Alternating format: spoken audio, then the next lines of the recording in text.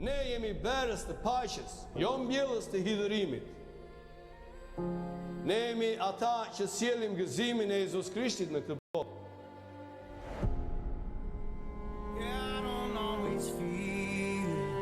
Jeta është vetëm në Jezus Krishtit lart në qiell.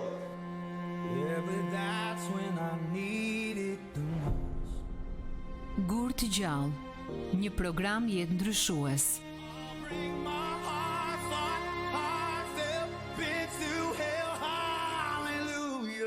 Ftoja Jezus Krishtin sot, thoj, Zoti Jezus, eja.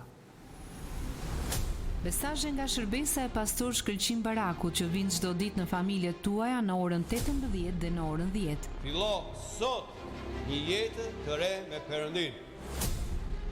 Ulem përpara Te, Zot, për mëkatin që më ke falur në kryq. Nuk kam mrekulli më të madhe. Cili do që thëret emrin e Jezus Krishtit për shpëtim, i janë falur mëkatet në përjetësi. Je një mëkatar i falur.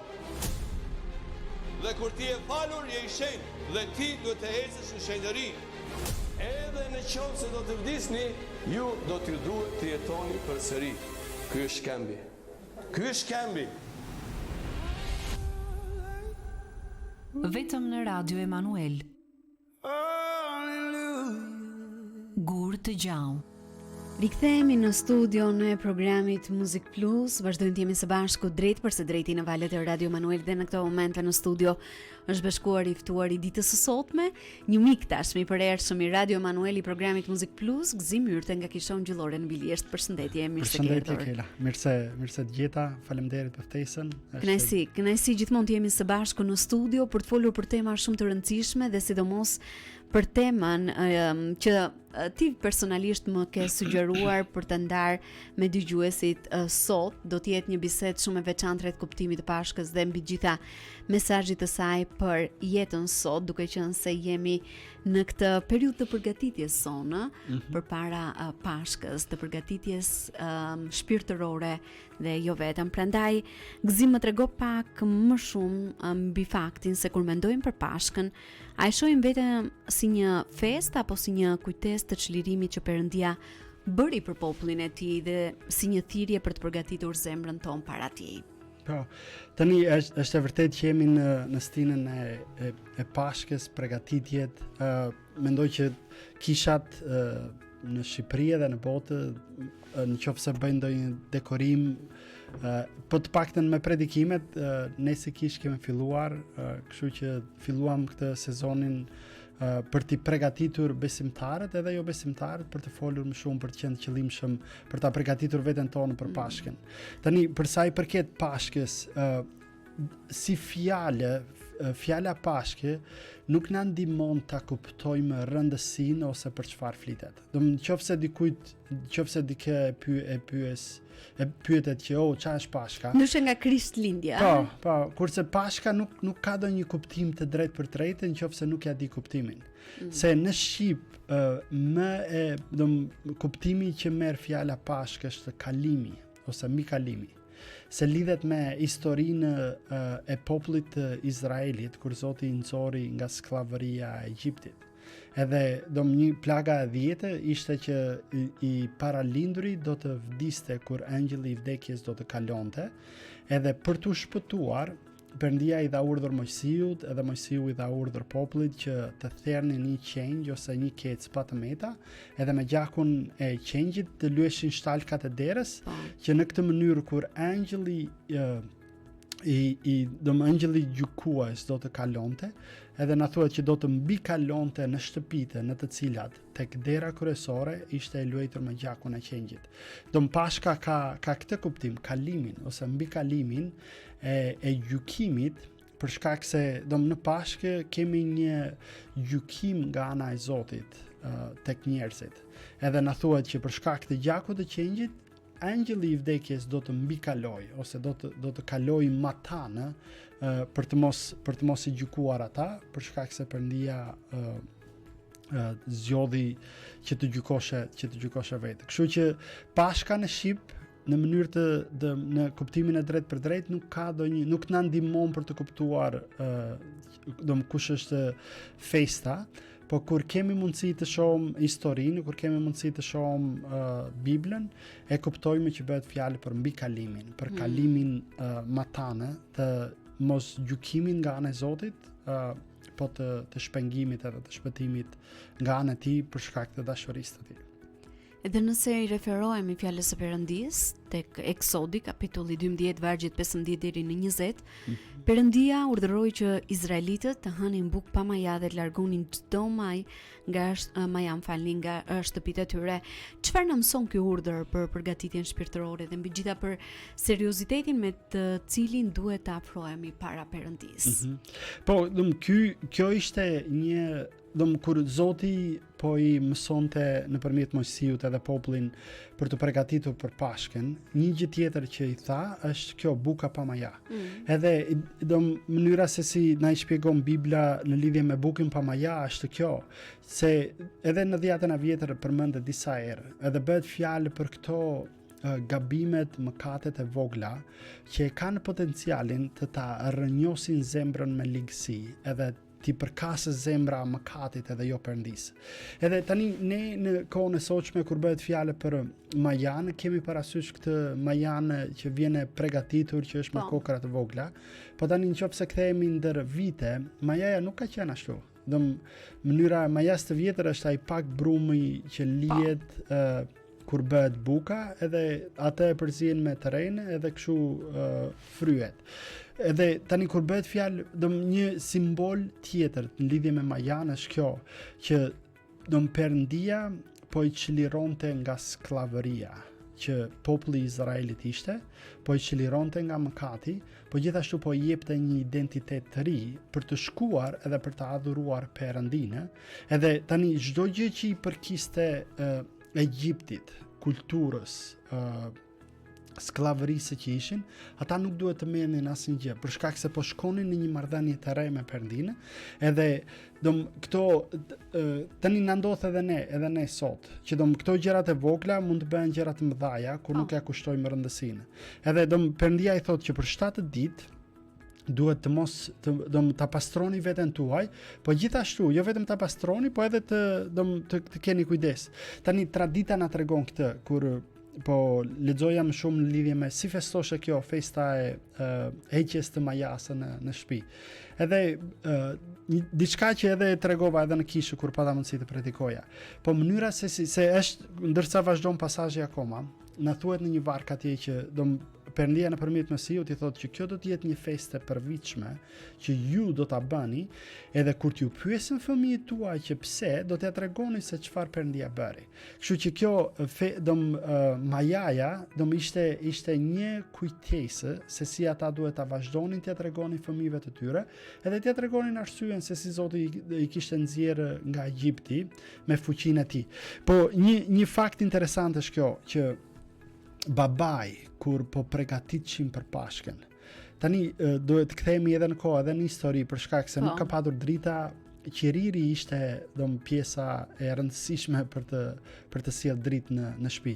Kështu që tradita na tregon këtë, që një baba kur përgatiteshe për Pashkën, është me një qiri, i merrte fëmijët, edhe tani do të kërkonin në çdo cep të kuzhinës për të gjetur në një copë majaje ose buke në brumi në kohën e sotshme. Edhe jo vetëm do të ishin duke kërkuar si detektive për ta gjetur këtë, po mbas gjetjes do ta mblidhnin, edhe mbas mbledhjes do të shkonin jashtë edhe do ta diqnin atje.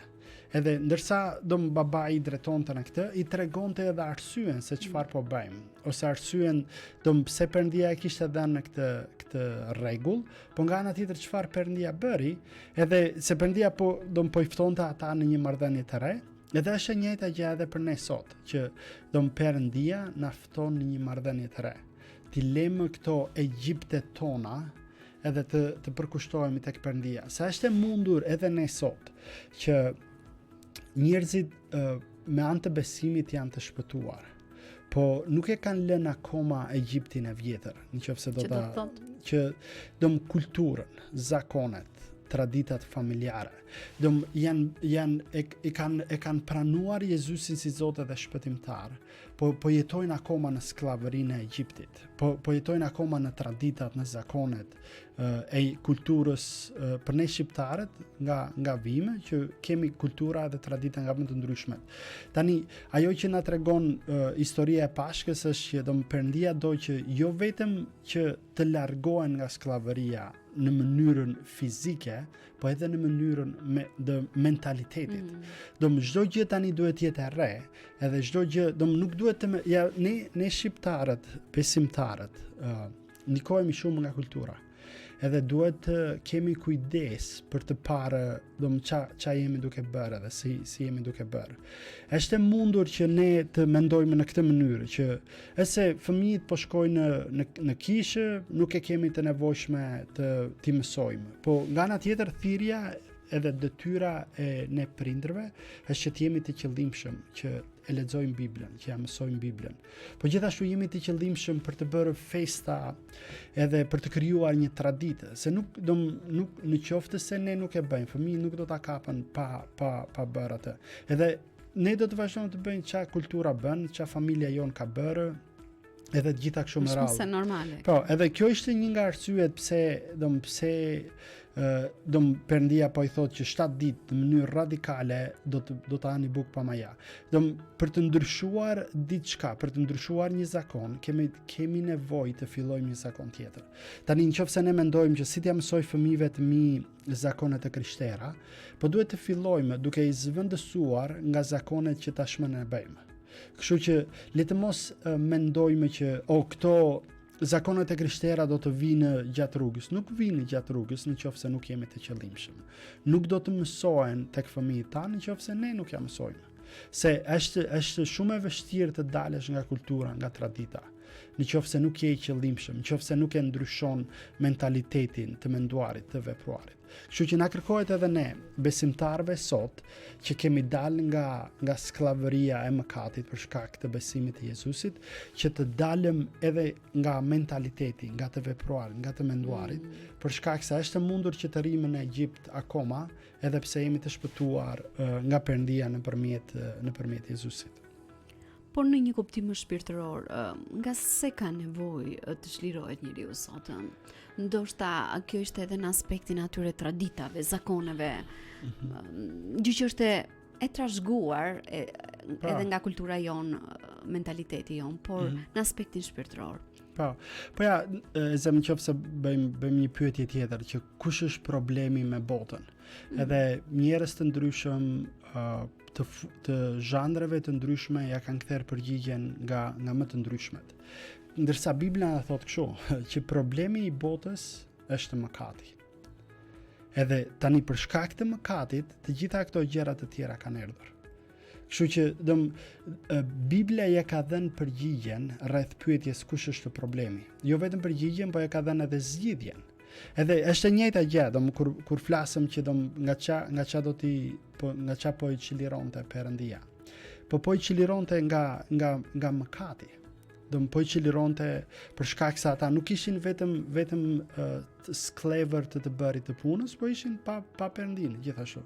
Kështu që Perëndia, se është një varg pak më poshtë, ku i thotë kështu që ju nuk do të dilni nga shtëpia deri nesër në mëngjes. Kështu që se po bëhet fjalë që Perëndia po i gjykon. Po gjykon, nuk po gjykon vetëm egjiptasit. Po gjykon çdo person që nuk është i lyer në këtë gjuhën e pasazhit me gjakun e qengjit. Po gjykoshe, Perëndia nuk tha që un po shkoj ta gjykoj vetëm Egjiptin, edhe ju të tjerët bëni çfarë duani. Un po gjykoj mëkatin, po gjykoj sklavërinë, edhe nëse nuk je i mbrojtur nga gjaku i qengjit i Jezusit, atëherë do të gjykohesh edhe ti. Kështu që ça po ndodhte, Perëndia po gjykon mëkatin. Edhe kjo është ajo që do të ndodhë edhe në të ardhmen. Ne besojmë që Jezusi do të kthehet, edhe do të vendosë mbretërinë e tij për shkak se është fitimtar ndaj mëkatit, sepse mëkati u gjykua në kryqin e Jezusit edhe Jezusi fitoi. Një lloj siç largimi i popullit Izraelit nga Egjipti është e njëjta gjë me Jezusin në Kalvar, që ai fitoi edhe vazhdon të jetojë, edhe kjo është edhe siguria edhe shpresa jonë që Jezusi është fitimtar ndaj problemit më të madh të njeriut që është mëkati. Edhe tani ne nuk jemi më sklever të mëkatit, po tani jemi shërbëtor të Perëndisë. Nuk i shërbejmë me mëkatit, po i shërbejmë Perëndisë. Ai triumfoi mbi mëkatin. Ai është e vërtetë që Jezusi triumfoi ndaj mëkatit. Ne do të kemi një shkëputje shumë të shkurtër muzikore për të rikthyer vetëm pas pak edhe për të vazhduar bisedën në ditën e sotme së bashku me Gëzimin, por në këtë moment ju ftoj të ndiqni këngën Këndoni Haleluja nga Çimi dhe Nisa. Rikthehemi pas pak.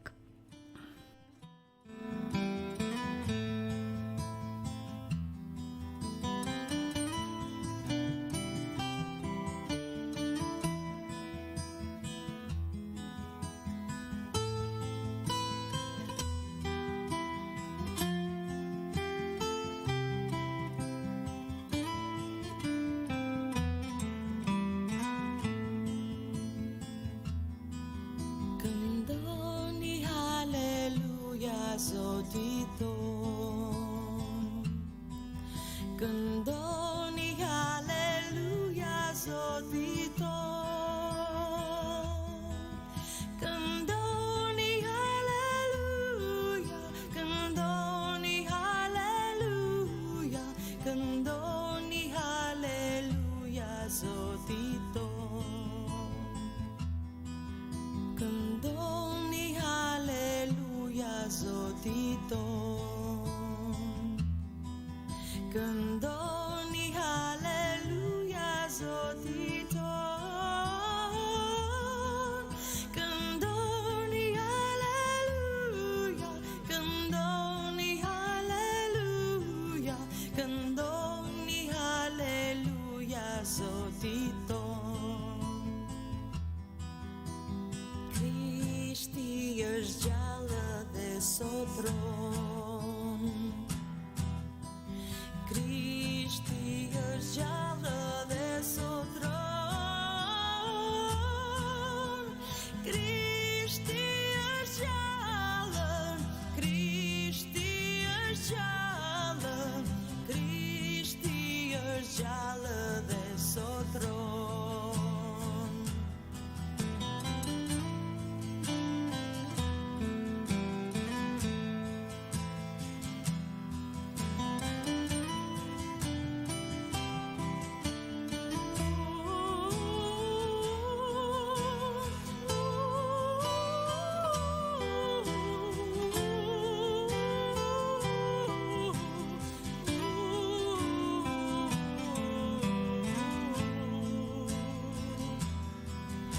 Këndoni haleluja Zotit ton.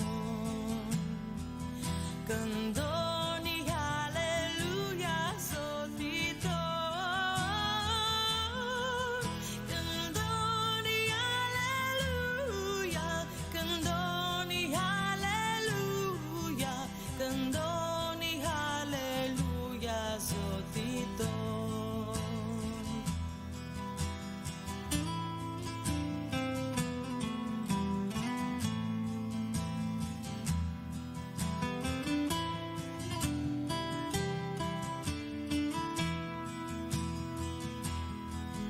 Këndoni haleluja, këndoni haleluja, këndoni haleluja Zotit. Këndoni Haleluja, kënduar nga Çimi dhe Nisa, një këngë shumë e veçantë na rikthen në studion e programit Music Plus për të vazhduar bisedën në ditën e sotme me Gëzimin, edhe vazhdojmë me pyetjen e radhës, të cilën patjetër lidhet me Pashkën, atë parapërgatitjen shpirtërore që secili prej nesh duhet të bëjë në këtë periudhë. Prandaj, edhe në natën e Pashkës, izraelitët u shpëtuan sepse kishin shumë besim.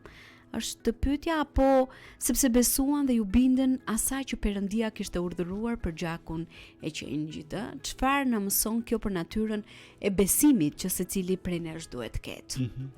Po, mendoj që është pyetje me vend për shkak të pesazhit Po ka lidhje me këtë, i gjithë kur mësojmë rreth Pashkës, në pasazhin e thotë kështu që është Pashka e Zotit.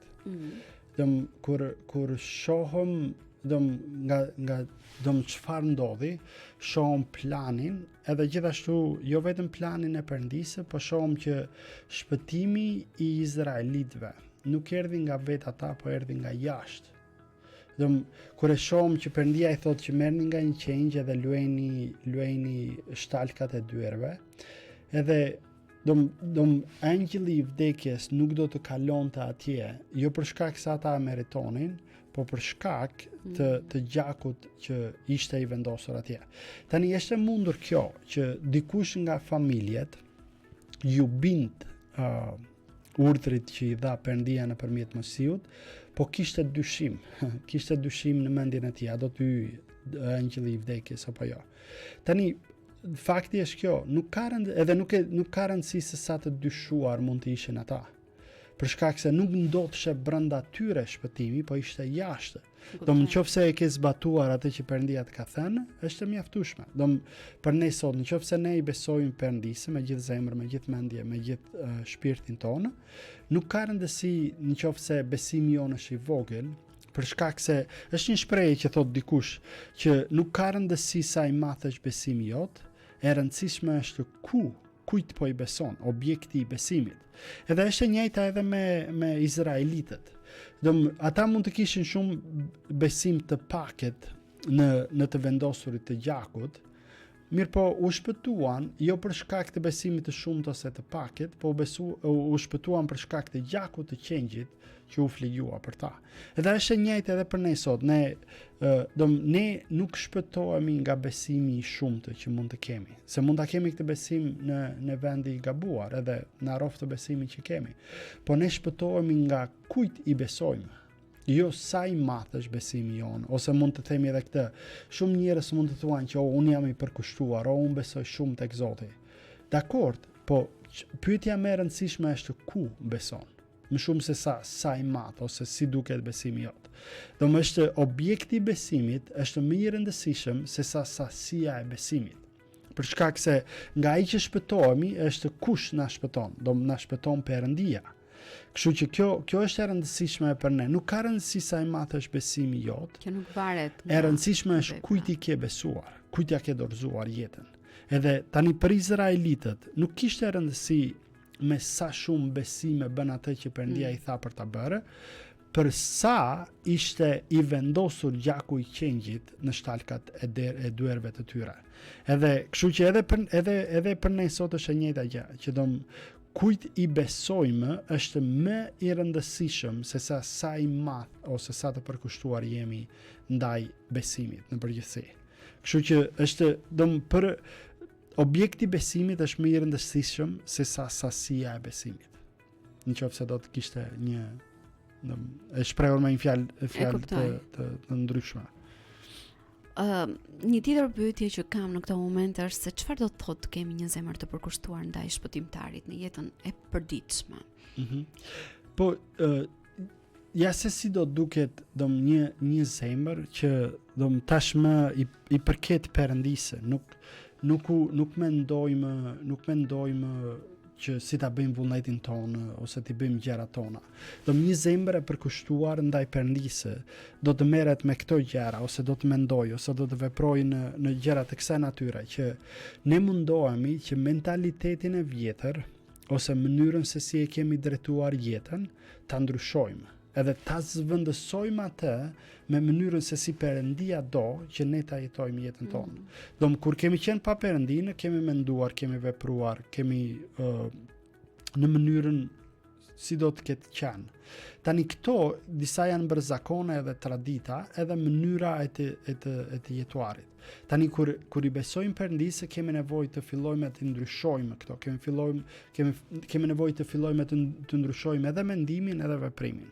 Kështu që një zemër e ndryshuar ndryshon mentalitetin. Po një tjetër është kjo, që një zemër e ndryshuar fillon edhe vepron që jo si traditat edhe zakonet, që për ne shqiptarët thashë themet, ose inatet e vjetra, ose krenaria, ose zemëria, ose të marrut të merrut me jetën e tjetrit edhe jo me jetën tënde. Egoizmi. Këto janë disa nga gjërat që më përpara ndoshta na jepnin është një lloj se makina që nafta jep fuqi, ndoshta këto na jepnin fuqi, tani duhet të kthehen, duhet të na jap fjala e Perëndisë, duhet të na jap dashuria, duhet të na jap kujdesi, duhet të na jap të falurit, duhet të na jap bisedat me qëllim që bëjmë ndaj njerëzve. Po si bëjmë këto pjesë të jetës sonë të përditshme për t'i zbatuar mbi të gjitha, edhe në marrëdhëniet që ne ndërtojmë me njëri tjetrin. Qoftë në punë, në familje, në komunitet. Tani një lloj siç ky pasazh na thotë iqe ma janë vjetër. Edhe tani edhe ne kemi nevojë të heqim këto mentalitete, tradita, zakone, duke vendosur perëndishmërinë. Një zemër që është për mbretin, mendon se si të njohë më shumë mbretin, në këtë rast Jezusin. Edhe fjala, Bibla, duhet të jetë një lloj si ai ushqimi i përditshëm, jo si këto snacket që mund të marrëm me raste ose pa raste, por e vërteta biblike duhet jetë ajo që na ndihmon për të mësuar, na ndihmon për të jetuar, edhe gjithashtu na ndihmon që ne nuk bëjmë më pyetje kur ngrihemi në mëngjes, do ta bëj këtë ose do ta bëj atë, po pyetja është Zot, ku do doje ti që unë të drejtohem? Ose të veproj, ose Zot më jep mençuri edhe zyrtarësi për të ditur si të veproj në punë. Më ndihmo të jemi kujdesshëm me kolegët e punës. Më jep urtësi edhe mençuri për të ndarë të vërtetën biblike me të tjerit. Ose kur puna bëhet e vështirë, kur marrëdhëniet janë delikate, kur kam nevojë të fal dikë, edhe kërkojmë, tani nuk është një lloj siç na thotë tek Galatasve. Pali I thot Galatasve në ai vargu I famshëm që është 2:20, që thot tani nuk jetoj me unë, po Krishti jeton në mua. Edhe këtë jetë që tashmë jetoj në mish, dua ta jetoj për lavdi të Birit të Perëndisë, Jezusin. Ndoshta nuk e kam thënë tamam, po të perifrazuar. Tani edhe një zemër që I përket mbretit, kjo duhet jetë që ne nuk jetojmë më për interesat vetijake, po ne jetojmë për t'i dhënë lavdi Perëndisë. Kështu që falja të mos u korruptuarit, të mos bërthashëtheme, të dashurit, të shprehurit të dashurisë, duhet jetë motivi I jetës tonë. Për shkak të dashurisë që Perëndia ka treguar, vazhdon të tregojë, edhe sepse ai është I dashur, është dashuri. Kështu që një zemër e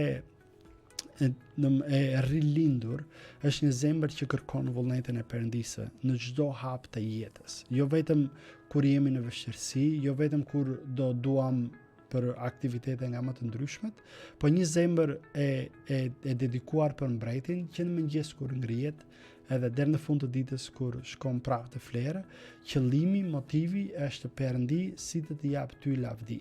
Si të prezantoj ty kudo ku jam, çfarëdo që bëj, që emri jot të adhurohet edhe të lavdërohet. Nëse do më duhet të përulem, nëse do më duhet të sakrifikoj, nëse do më duhet të fal, nëse do më duhet të dal nga vetja ime, unë jam I gatshëm ta bëj për shkak se unë dua që emri jot të prezantohet, të përlëvdohet. Një lloj si një ambasadë. Një besimtar duhet të ketë mentalitetin e ambasadës. Që ambasada në një vend të huaj është prezanton shtetin I të cilës ambasada është.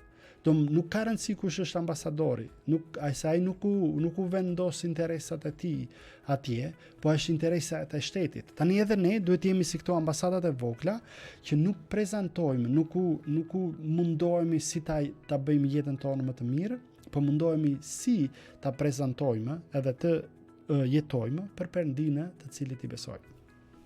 Shkëputemi për të ndjekur një tjetër hapësirë muzikore dhe rikthehemi vetëm pas pak për të ndalur tek diçka e fundit me gëzimin në ditën e sotme, por në këtë moment ju ftoj të ndiqni këngën Më shumë dashuri.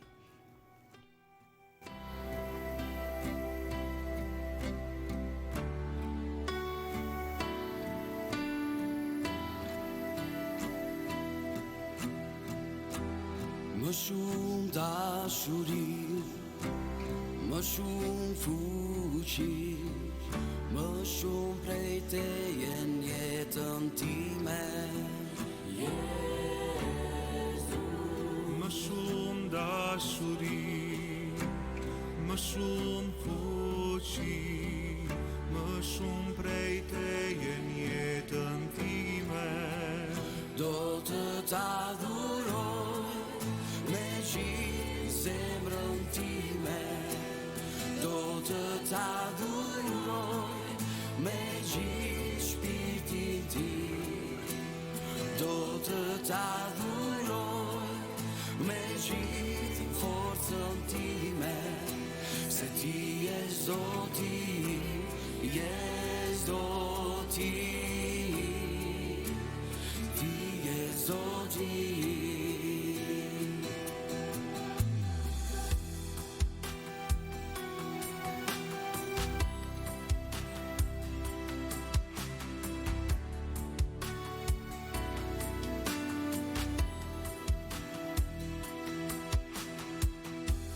Më shumë dashuri, më shumë fuqi, më shumë prej teje jetën time. Më shumë dashuri, më shumë fuqi, më shumë prej teje jetën time. Do të t'adhuroj me gjithë zemrën time. Do të t'adhuroj me gjithë shpirtin tim. Do të t'adhuroj me gjithë forcën time. Se ti je Zoti, je Zoti. Ti je Zoti.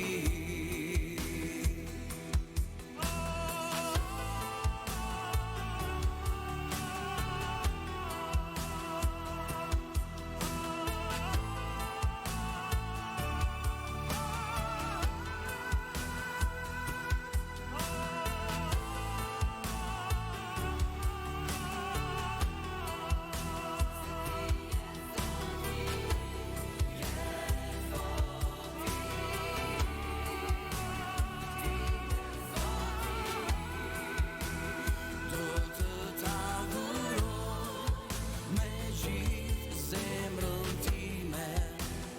Do të t'adhuroj me gjithë shpirtin tim. Do të t'adhuroj me gjithë forcën time. Se ti je Zoti, je Zoti. Ti je Zoti. Më shumë dashuri kënduar nga Kisha Ngjyllore Libonik Mali, që është kënga e radhës e cila na rikthen në studio në programit Muzik Plus për të vazhduar bisedën në këto momente me gëzimin dhe duke ju referuar disa pasazheve në Bibël, më konkretisht 1 Korintasve kapitulli 5 vargjet 7 deri në 8, Pali u flet Korintasve duke u thënë që Krishti është pashka jon.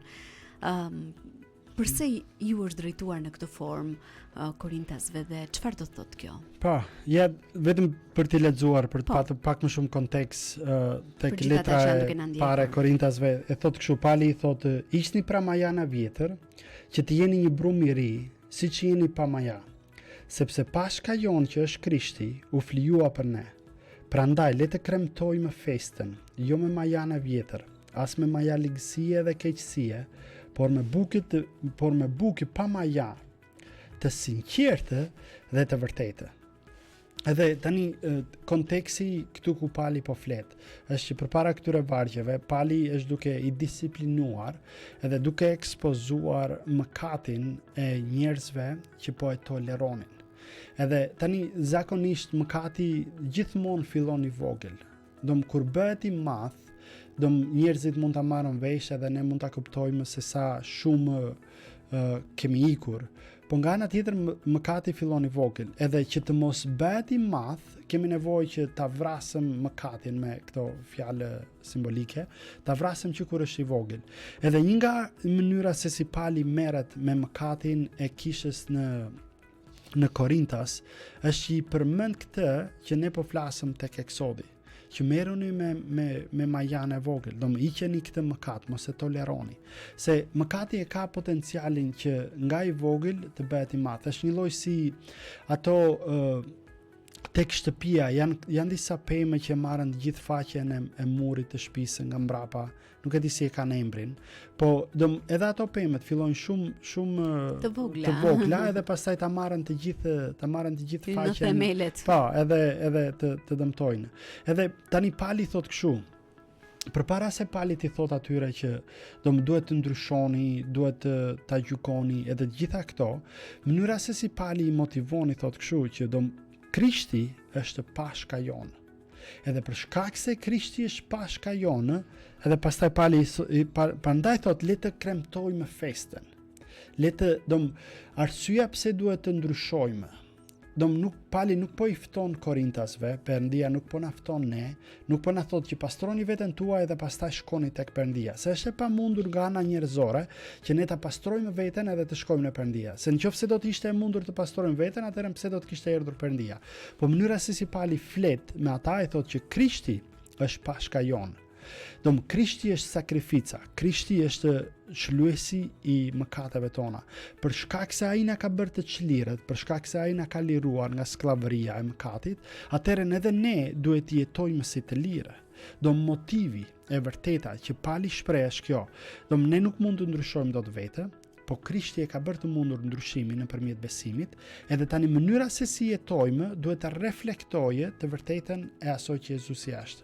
Edhe Pali i thotë kështu që pashka jonë është Krishti, kështu që jetoni tashmë, festoheni tashmë këtë pamajana vjetër, duke e krijuar këtë, duke vazhduar të jetojmë për Perëndin. Me fjalë të tjera Pali po i thotë kështu, po ja tregon ungjillin. Se ungjilli është lajm i mirë, po ungjilli është lajm i mirë se na tregon për atë që Perëndia ka bërë për ne, që Perëndia vdiq, u ringjall edhe jeton me ne.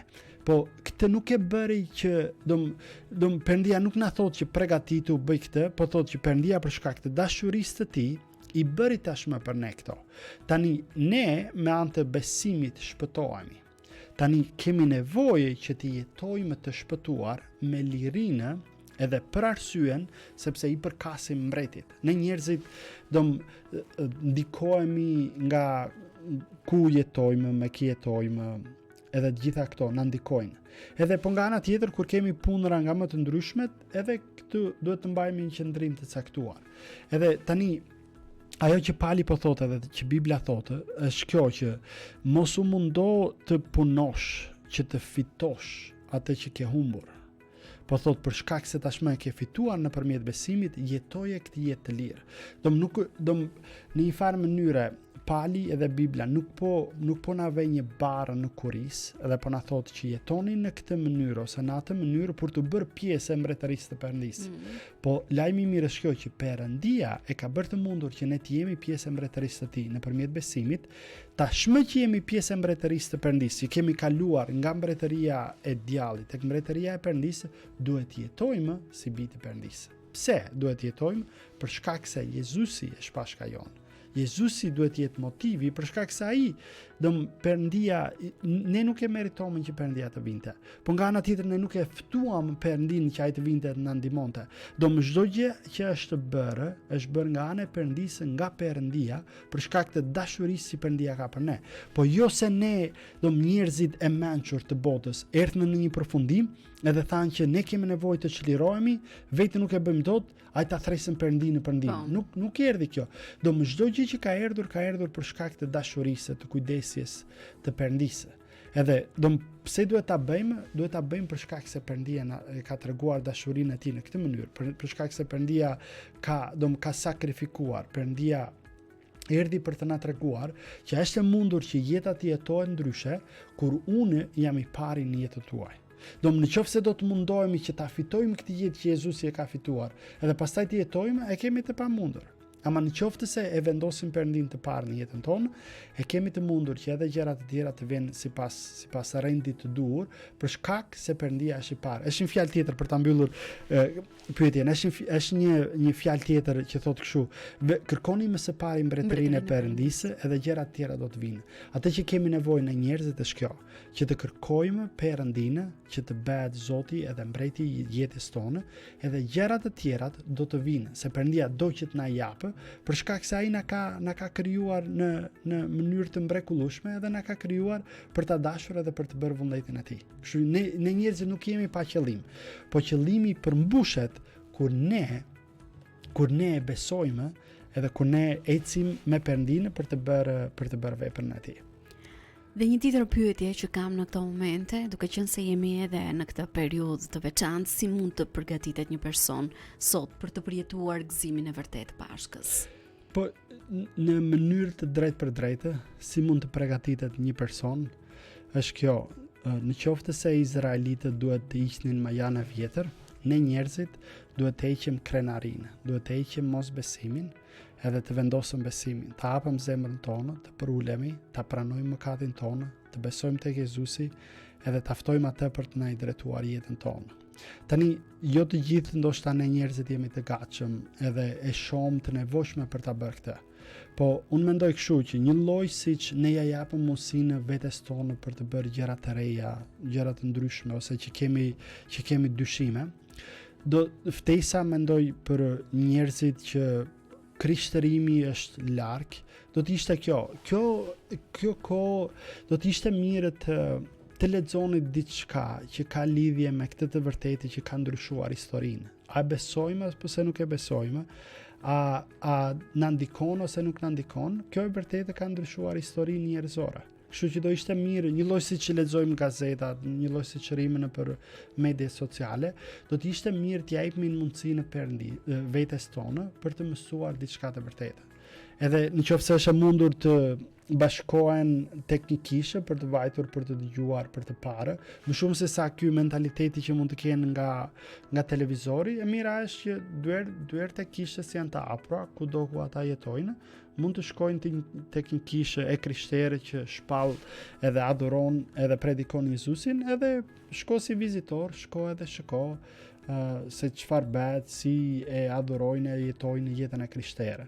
Edhe për ne të krishterit, një lloj si izraelitët që e morën seriozisht pastrimin nga majaja, edhe ne duhet ta marrim seriozisht pastrimin nga mëkati. Një autor ka thënë kështu që një lloj siç myku duhet ekspozuar tek drita, edhe mëkati jonë duhet ekspozuar tek Perëndia. Në qoftë se nuk e ekspozojmë, mëkati e ka potencialin për të na i rrënjosur zemrën me ligësi. Edhe pse jemi besimtarë, në qoftë se e lejojmë mëkatin, në qoftë se nuk merremi me mëkatet e vogla edhe të mëdha, në qoftë se nuk i rrëfejmë, në qoftë se nuk pendohemi, do na japën mundësinë të na shpihen në shkalla tjetër për të bërë më krenar, për të bërë më i pandjeshëm ndaj mëkatit. Se nga ana tjetër është ajo fjala tek letra e parë e Gjonit, ku Gjoni i thotë që Perëndia është dritë edhe kush është në dritë është me Perëndin. Kështu që ne kemi nevojë të jetojmë në dritë. Edhe kur bën fjalë për mëkatet e vogla, mënyra se si ne reagojmë është pendohemi, mënyra se si ne reagojmë është rrëfejmë, mënyra se si reagojmë është kërkojmë falje, ndryshojmë. Po nuk bëjmë kompromis me mëkatin. Për shkak se Zotit të cilët i besojmë, nuk bëri kompromis me mëkatin. Perëndia ishte shumë serioz, edhe është shumë serioz me mëkatin. Kështu që ne besimtarët duhet jemi serioz me mëkatin.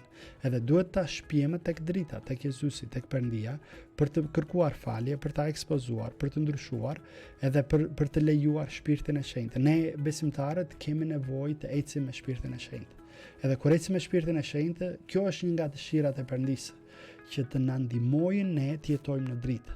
Edhe kur errësira mundohet të na ndikojë, ne nuk e lejojmë errësirën të zerë vend, po vazhdojmë të jetojmë në dritë duke ekspozuar mëkatin. Edhe merremi seriozisht një lloj si izraelitët, edhe merremi seriozisht edhe për veten tonë, po edhe për familjen, edhe për komunitetin ku Perëndia na ka na ka vendosur për shkak se çdo besimtar është dritë dhe kripë, kështu që ne duam që identitetin ton të ri si dritë dhe kripë ta jetojmë më së miri tek me veten, me familjen, me shoqërinë, me komunitetin kudo ku Perëndia na ka dhënë, që ai ta marrë lavdinë edhe jo ne. Se ne duam, ne dom zemra e penduar, zemra që i përket Perëndisë do që ta adhuroj, ta lavdëroj edhe që Perëndia të marrë lavdinë.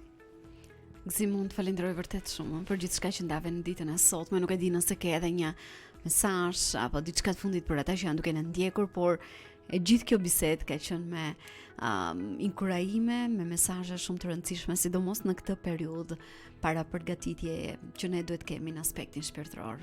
Po, faleminderit Kela për mundësinë. Lutem edhe shpresoj edhe dua që dëgjuesit të japën mundësi vetes të tyre për të shkuar tek Krijuesi, për ta njohur, për ta dashur edhe për të jetuar për të, edhe jo për të qenë në skllavëri të mëkatit. Të falenderoj, kënaqësi ishim së bashku në ditën e sotme. Ne përfundojmë bisedën në studio me Gzimin sot dhe shkëputemi për të ndjekur një tjetër hapësirë muzikore. Vjen kënga Unë dorëzohem nga Gloria Nure. Rikthehemi vetëm pas pak për të vazhduar me minutazhin e mbetur të puntatës së ditës së sotme këtu në valët e Radio Manuel në programin Muzik Plus.